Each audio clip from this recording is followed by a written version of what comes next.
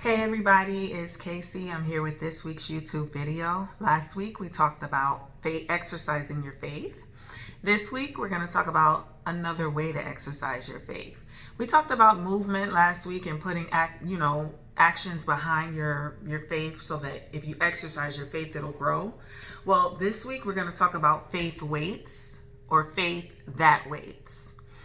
It simply means that, as it says in Ecclesiastes 3:1, to everything there is a season and a purpose to everything under the heavens.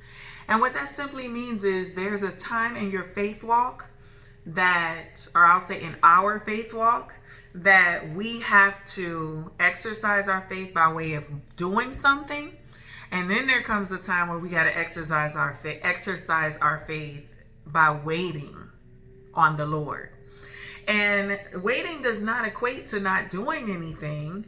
Waiting just means that we will understand that we cannot move God, we cannot make God move, and we cannot do this thing on our own.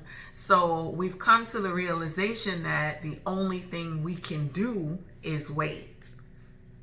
David said in Psalms 40:1, I waited patiently on the Lord. What does that mean? That means that in times past, what I've done is I have taken matters into my own hands. God didn't move when I wanted him to move. He didn't move when I felt like I needed him to move. So guess what? I made a move.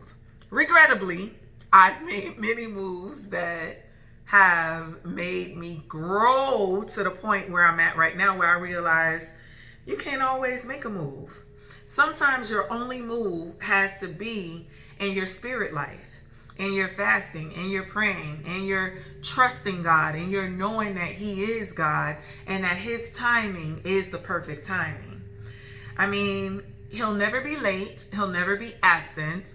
He'll never let you down. Ultimately, God is in control. Everything in the heavens and in the earth are under his power. He is the creator of the universe. And sometimes he requires us to wait on him. Now, let's have the right attitude when we're waiting on God. Are we going to complain every day, murmur, grumble because God isn't doing what we want when we want him to do? Can we realize and put ourselves in a position that if he hasn't moved, maybe that's not the thing he has for us?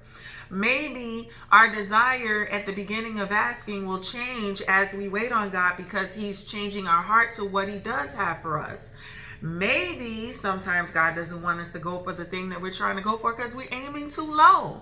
Sometimes he wants to take us higher, give us more, give us better, give us something that won't cause us heartache in the end. And so in my life, of course, I mean, I have screwed up so many times, I've failed so many times, but I'm not a person who's gonna go through something and not learn from it. I've learned many lessons. And the lesson that I'd like to share with you all today is that God is a long-suffering God, and he wants us to be long-suffering with him through different obstacles in our lives. Long-suffering simply means love on trial. What do you do while you're waiting? Well, I've had to realize that I need to continue to fast, continue to pray. I can't just pray when things are good. I can't just fast when things are bad. It's like I can't just be inconsistent with according to what I'm getting or not getting from God. I have to be consistent with the Lord, because he is consistent with me. And so I hope this helps somebody, because it's like I have so much that I could say about this, but I'll leave with trust God's timing. Trust God in his timing. When he puts us in a position where he's chosen not to move at the time that we want him to move, then let us understand that in waiting on him, it's a season of waiting. I'm not going to give up. I'm not just going to stop.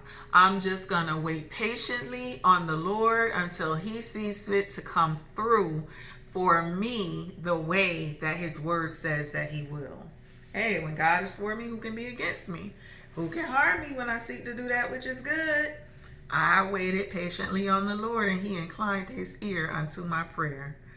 God bless you guys, and I hope this helps.